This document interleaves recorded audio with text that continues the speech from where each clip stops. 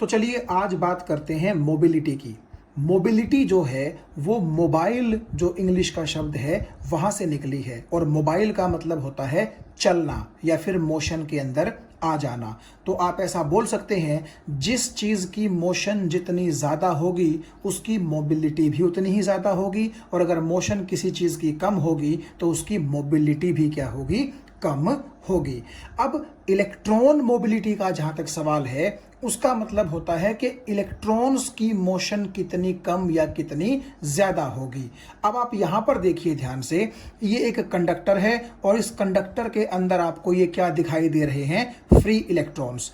जब तक आप इलेक्ट्रिक फील्ड यानी कि पोटेंशियल डिफरेंस अप्लाई नहीं करेंगे ये इलेक्ट्रॉन बिल्कुल नहीं चलेंगे, यानी इनकी मोबिलिटी जीरो होगी। और जैसे ही आपने इस कंडक्टर के दोनों टर्मिनल्स के बीच में पोटेंशियल डिफरेंस या कह लीजिए कि इलेक्ट्रिक फील्ड अप्लाई कर दी तो ये इलेक्ट्रॉन क्या करेंगे, मोशन शुरू कर देंगे और सभी नेगेटिवली चार्ज्ड इलेक्ट्रॉन्स बैटरी के पॉजिटिव टर्मिनल की तरफ चलना शुरू कर देंगे। यानी कि अब आपके इलेक्ट्रॉन्स की मोशन शुरू हो गई है। और ऐसा कब हुआ, पोटेंशियल डिफरेंस या फिर इलेक्ट्रिक फील्ड अप्लाई करने के बाद। तो आप इस केस में ऐसा सोच सकते हैं कि इलेक्ट्रिक फील्ड अप्लाई करने के बाद कितना तेजी से या किस ड्रिफ्ट वेलोसिटी से आपके इलेक्ट्रॉन्स अपनी मोशन शुरू कर देंगे, उसी चीज को बोला जाएगा मोबिलिटी। तो आप यहां देखिएगा मोबिलिटी की जो डेफिनेशन लिखी गई है वो क्या है, drift velocity of the electron acquired per unit applied electric field. यानी कि कितनी इलेक्ट्रिक फील्ड लगाने के बाद कितनी ड्रिफ्ट वेलोसिटी इलेक्ट्रॉन्स एक्वायर करते हैं, उनके रेशो को ही क्या कहा जाता है, मोबिलिटी कहा जाता है। और आप ध्यान से देखिएगा, थोड़ा सा अगर आप समझने की कोशिश करें, अगर मैं यहां पर बेहद कम वैल्यू लगा दूं इलेक्ट्रिक फील्ड की और उसके बावजूद भी ऐसा हो कि इलेक्ट्रॉन्स अच्छी खासी ड्रिफ्ट वेलोसिटी के साथ मूव करना शुरू कर दें, तो आप क्या कहेंगे कि इस कंडक्टर के अंदर जो इलेक्ट्रॉन्स हैं वो बहुत ज्यादा मोबाइल हैं, उनकी मोबिलिटी बहुत ज्यादा है। क्यों? क्योंकि कम इलेक्ट्रिक फील्ड से ज्यादा ड्रिफ्ट वेलोसिटी एक्वायर कर ली इन इलेक्ट्रॉन्स ने, तो नेचुरली आप ये देख सकते हैं कि उनकी मोबिलिटी बहुत हाई होगी। जहां तक मोबिलिटी की एसआई यूनिट का सवाल है तो आप देखिए ड्रिफ्ट वेलोसिटी को अगर आप मीटर पर सेकंड और इलेक्ट्रिक फील्ड को अगर आप न्यूटन पर कूलम्ब में मेजर करेंगे तो ये आ जाएगी एसआई यूनिट मोबिलिटी की। लेकिन अगर आप ड्रिफ्ट वेलोसिटी को मीटर पर सेकंड और इलेक्ट्रिक फील्ड को आप वोल्ट पर मीटर में लिखेंगे तो ये रहेगी एसआई यूनिट मोबिलिटी की। अब ये हम जानते हैं कि जो ड्रिफ्ट वेलोसिटी है उसका ये एक्सप्रेशन होता है जो हमने पिछले वीडियो लेक्चर में डिराइव किया था। और अगर हम इस रिलेशन के अंदर ड्रिफ्ट वेलोसिटी की वैल्यू पुट कर दें तो हमें क्या मिलेगा, हमें मिलेगा mu is equal to 1 upon e times v d. तो 1 अपॉन ई और वी डी की वैल्यू यहां से उठा करके यहां रख दी तो हमारे पास आया रिलेशन ये, यानी कि जो आपकी मोबिलिटी है वो इस चीज के बराबर भी होती है। और एक चीज आप यहां ध्यान से देखिए, मोबिलिटी मास के इनवर्सली प्रोपोर्शनल है। क्यों? मास अगर ज्यादा होगा तो मोबिलिटी कम होगी और मास अगर कम होगा तो मोबिलिटी कैसी होगी, ज्यादा। और ये तो आप समझ भी सकते हैं कि जिन चीजों का मास ज्यादा होता है उनको आप जानते हैं उनकी मोबिलिटी जो है वो क्या होगी, कम होगी, उनके मोशन में आने के चांसेस क्या रहेंगे, कम रहेंगे। अब ये यहां अगर आप देखें करंट का एक मैंने फॉर्मूला लिखा हुआ है, हालांकि ये फॉर्मूला अभी तक हमने पढ़ा नहीं है, इसी वीडियो लेक्चर में हम आगे इस फॉर्मूले को डिराइव करेंगे। लेकिन यहां पर हम इस फॉर्मूले का जिक्र इसलिए कर रहे हैं क्योंकि इस फॉर्मूले के हिसाब से हमें करंट और मोबिलिटी के बीच एक रिलेशन मिल जाएगा। आप देखिए करंट का मैंने जो फॉर्मूला लिखा है वो लिखा है NEAVD। यहां पर VD ड्रिफ्ट वेलोसिटी है इलेक्ट्रॉन्स की, A का मतलब है कंडक्टर का क्रॉस सेक्शनल एरिया और E का मतलब है फ्लो करने वाले इलेक्ट्रॉन का चार्ज, और ये जो N है यहां पर ये है उस कंडक्टर की इलेक्ट्रॉन डेंसिटी, यानी कि कितने इलेक्ट्रॉन्स कितनी वॉल्यूम के अंदर उस कंडक्टर में कंटेन्ड हैं। तो आप अगर यहां से देखें, Vd की जो वैल्यू होती है वो होती है म्यू इंटू ई। म्यू का मतलब मोबिलिटी, यहां हम मोबिलिटी को म्यू से रिप्रेजेंट कर रहे हैं। तो ये जो ड्रिफ्ट वेलोसिटी की वैल्यू है म्यू इंटू ई, हम यहां पर रख देंगे। तो ये म्यू ई यहां पर रख दिया, तो करंट आपका बेसिकली किसके बराबर आ गया, एन ई ए म्यू इंटू ई। यानी कि करंट और मोबिलिटी के बीच में ये हमें क्या मिल गया, एक मैथमेटिकल रिलेशन मिल गया। तो आप ये देख सकते हैं कि हालांकि ये रिलेशन अभी तक हमने डिराइव नहीं किया था, लेकिन फिर भी हमने इस रिलेशन का यूज करते हुए करंट और मोबिलिटी के बीच में एक मैथमेटिकल रिलेशन डिराइव कर लिया है। और ये मैथमेटिकल रिलेशन हमें क्या बताता है कि मोबिलिटी जितनी ज्यादा होगी करंट उतना ही ज्यादा होगा। और ये तो है भी, क्यों? क्योंकि मोबिलिटी जितनी ज्यादा होगी इसका मतलब ये है कि आपके कंडक्टर के अंदर इलेक्ट्रॉन्स की मोशन बड़ी अच्छी है, उनको फ्लो करने में कोई दिक्कत नहीं आ रही है। और अगर उनको कोई दिक्कत नहीं आ रही है तो इसका मतलब है अच्छा खासा charge per unit time pass करेगा, यानी कि करंट बहुत अच्छा होगा, बहुत ज्यादा होगा। अब हम इस रिलेशन को डिराइव करने की तरफ चलते हैं, यानी कि किसके किसके बीच रिलेशन है ये है करंट और ड्रिफ्ट वेलोसिटी के बीच में। हालांकि हमने ड्रिफ्ट वेलोसिटी की यहां से वैल्यू निकाल करके और ये पुट कर दी थी, तो करंट और मोबिलिटी के बीच में ये रिलेशन है। लेकिन ये जो रिलेशन है, मतलब कि आप मान लीजिए कि जहां आपने Vd की वैल्यू यहां से निकाल के पुट की थी, तो ये रिलेशन करंट और ड्रिफ्ट वेलोसिटी के बीच में है। तो चलिए इस रिलेशन को अब हम डिराइव करते हैं। तो यहां आप देखिए, मैंने एक कंडक्टर लिया है जिसके ऊपर मैंने पोटेंशियल डिफरेंस अप्लाई कर दिया है, या कह लीजिए कि इलेक्ट्रिक फील्ड अप्लाई कर दी है। तो इस कंडक्टर के जो इलेक्ट्रॉन्स हैं वो मूव करेंगे लेफ्ट की तरफ, और इसीलिए क्योंकि करंट होता है इलेक्ट्रॉन फ्लो के अपोजिट, तो करंट मूव करेगा राइट साइड की तरफ। यहां पर आप अगर ध्यान से देखें, यहां मैंने लिखा है स्मॉल n जो है वो इलेक्ट्रॉन डेंसिटी है इस कंडक्टर की, यानी कि कितने इलेक्ट्रॉन्स कितनी वॉल्यूम के अंदर रिजाइड कर रहे हैं। मान लीजिए अगर मैं ये कह दूं कि ये कंडक्टर जो है इसकी वॉल्यूम है 1 मीटर क्यूब, और इसके अंदर सपोज कीजिए 10 रेज टू पावर 28 इलेक्ट्रॉन्स रहते हैं। तो इसका मतलब है कि 10 raise to power 28 electrons per unit volume इस कंडक्टर के अंदर आपको मिलेंगे। तो कितने इलेक्ट्रॉन कितनी वॉल्यूम में मिलते हैं, that is called electron density. तो जो स्मॉल n है वो इस कंडक्टर की इलेक्ट्रॉन डेंसिटी है। ए का मतलब है एरिया ऑफ क्रॉस सेक्शन, आई का मतलब है करंट, क्योंकि अगर इलेक्ट्रॉन इसके अंदर फ्लो कर रहे हैं पोटेंशियल डिफरेंस अप्लाई करने के बाद तो नेचुरली करंट है इसके अंदर। और वीडी का मतलब है कि अगर इलेक्ट्रॉन चल रहे हैं तो वो किस ड्रिफ्ट वेलोसिटी के साथ मूव कर रहे हैं। अब यहां आप एक चीज जो ध्यान से देखेंगे वो ये कि जो करंट की डेफिनेशन होती है उस डेफिनेशन के अकॉर्डिंग हमें पता है कि करंट होता है कि कितना चार्ज फ्लो कर रहा है पर यूनिट टाइम। और यहां मैं ये मान के चल लेता हूं कि मैं हर बार 1 सेकंड में कितना चार्ज फ्लो कर रहा है इस चीज का जिक्र मैं करूंगा।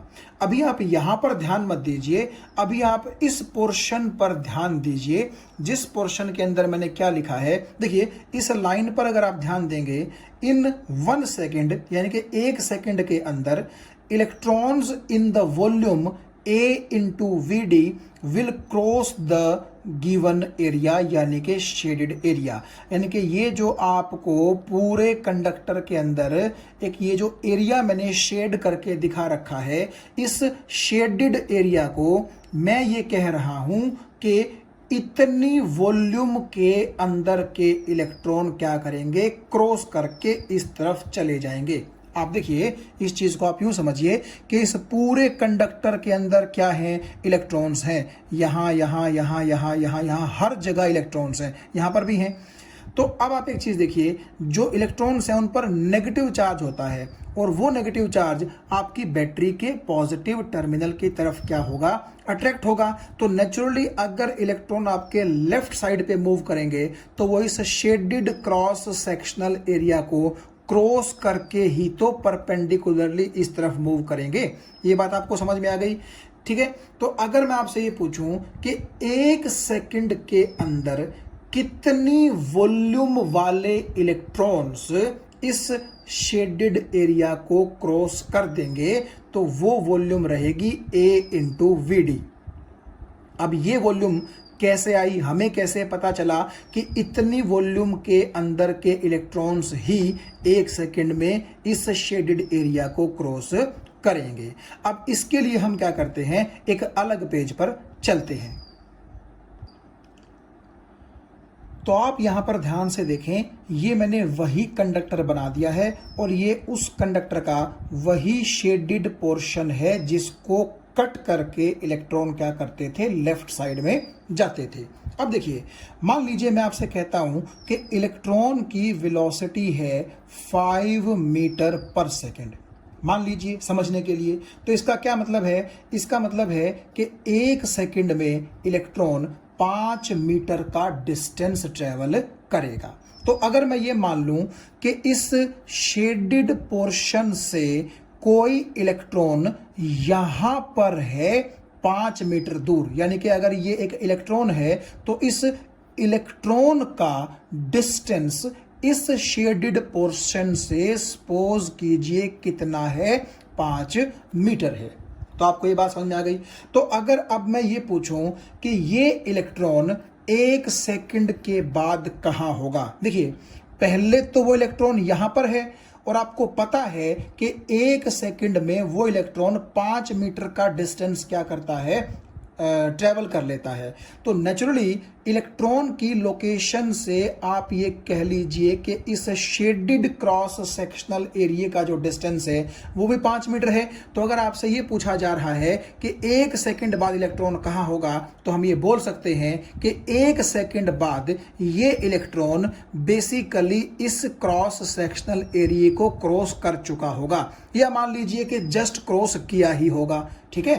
तो आप ये कह सकते हैं कि अगर इस इलेक्ट्रॉन के अलावा यहां पर और भी बहुत सारे इलेक्ट्रॉन्स हैं, और ये आप समझ गए होंगे कि ये सभी इलेक्ट्रॉन कहां होने चाहिए, 5 मीटर के डिस्टेंस पर होने चाहिए। और मान लीजिए सभी इलेक्ट्रॉन्स की वेलोसिटी भी कितनी है, 5 मीटर पर सेकंड है। तो नेचुरली ये सभी इलेक्ट्रॉन केवल 1 सेकंड में ही आपके इस क्रॉस सेक्शनल एरिया को लेफ्ट साइड की तरफ क्या कर देंगे, क्रॉस कर देंगे। अच्छा, इन इलेक्ट्रॉन्स से पीछे जो इलेक्ट्रॉन होंगे, क्या वो इस क्रॉस सेक्शनल एरिया को कट करके इस तरफ निकल सकेंगे? नहीं निकल सकेंगे। क्यों? क्योंकि ये वाले इलेक्ट्रॉन 5 मीटर से फालतू डिस्टेंस पर हैं, तो वो इस क्रॉस सेक्शनल एरिया के नजदीक तो पहुंच जाएंगे लेकिन क्रॉस नहीं कर सकेंगे। तो क्या मैं ऐसा बोल सकता हूं कि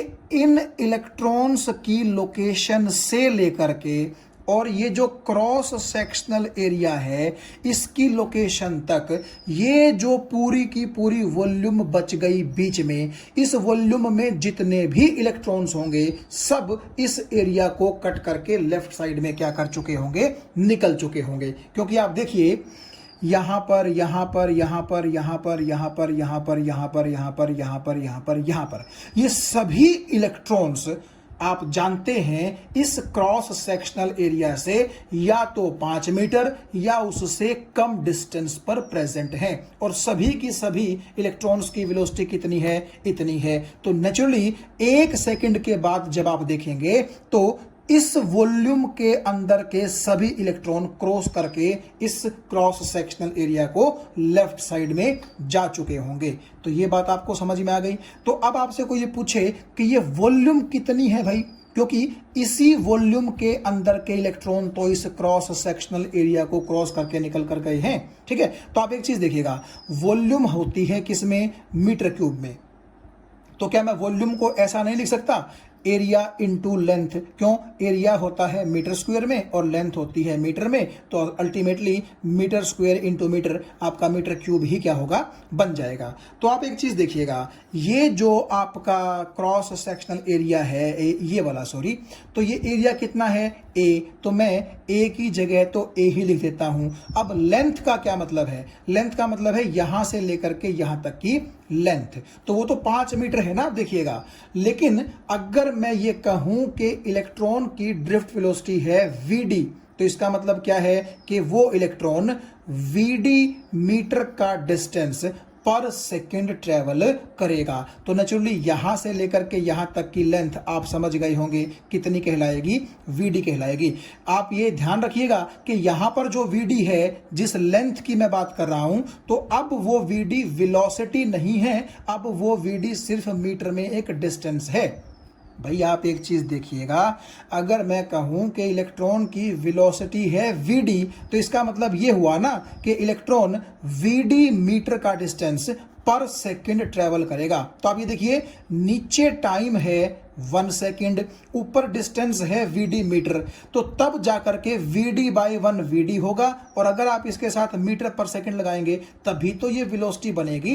अदरवाइज तो अगर कोई आपसे ये पूछे कि 1 सेकेंड में इलेक्ट्रॉन कितना डिस्टेंस ट्रेवल कर रहा है, तब तो आप ये कहोगे ना कि वीडी मीटर डिस्टेंस ट्रेवल कर रहा है। जैसे कि यहां पर 1 सेकेंड में 5 मीटर कर रहा था, यहां पर 1 सेकेंड में वीडी मीटर कर रहा है। तो नेचुरली आपका यहां से यहां डिस्टेंस, जैसे एग्जांपल में मैंने 5 मीटर लिया था समझने के लिए, तो हमारे केस में यहां से यहां का डिस्टेंस कितना हो जाएगा, वीडी मीटर हो जाएगा। क्योंकि 1 सेकंड के अंदर जो इलेक्ट्रॉन इस क्रॉस सेक्शनल एरिया से वीडी मीटर या उससे कम डिस्टेंस पर हैं, वो सभी इलेक्ट्रॉन इस क्रॉस सेक्शनल एरिया को क्रॉस करके लेफ्ट साइड में चले जाएंगे। तो मुझे उम्मीद है ये चीज आपको समझ में आ गई होगी कि यहां से लेकर के यहां तक जो लेंथ है वो वीडी होगी, इसलिए लेंथ की जगह आप वीडी लिख दीजिए, एरिया की जगह आपने ए लिख दिया, तो आपका एरिया इंटू लेंथ, तो ये चीज क्या हो जाएगी आपकी,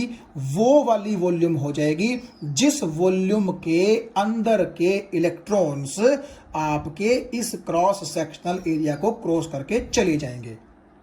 ठीक है, तो ये हो गया आपका वो वॉल्यूम।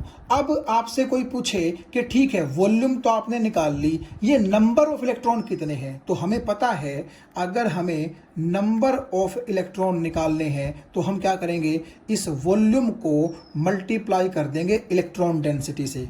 क्यों? देखिए, इलेक्ट्रॉन डेंसिटी का मतलब होता है नंबर ऑफ इलेक्ट्रॉन पर यूनिट वॉल्यूम, और ये V का मतलब वॉल्यूम है ही, तो वॉल्यूम से वॉल्यूम चल बसेगी और हमारे पास सिंपली क्या बचेगा, नंबर ऑफ इलेक्ट्रॉन्स। तो आप देखिएगा हमारे पास V की वैल्यू कितनी है, एरिया इंटू वीडी, तो यहां पर मैं लिख दूंगा एरिया इंटू वीडी, और इलेक्ट्रॉन डेंसिटी हमने n ही मानी थी, तो यहां पर आ जाएगा n, तो इसका मतलब है इतने नंबर ऑफ इलेक्ट्रॉन सिर्फ 1 सेकंड के अंदर इस क्रॉस सेक्शनल एरिया को क्या कर जाएंगे, क्रॉस कर जाएंगे। और अगर आपसे कोई पूछे कि ठीक है आपने नंबर ऑफ इलेक्ट्रॉन्स भी निकाल लिया, चार्ज कितना क्रॉस करके गया इस क्रॉस सेक्शनल एरिया को, तो आप देखिए एक इलेक्ट्रॉन पर चार्ज कितना होता है, E के बराबर, तो इतने इलेक्ट्रॉन्स पर चार्ज किसके बराबर हो जाएगा, इसको आप E से मल्टीप्लाई कर दो, यानी कि सिंपली यहां E मल्टीप्लाई कर दीजिए, तो ये जो चीज मेरे पास आ गई,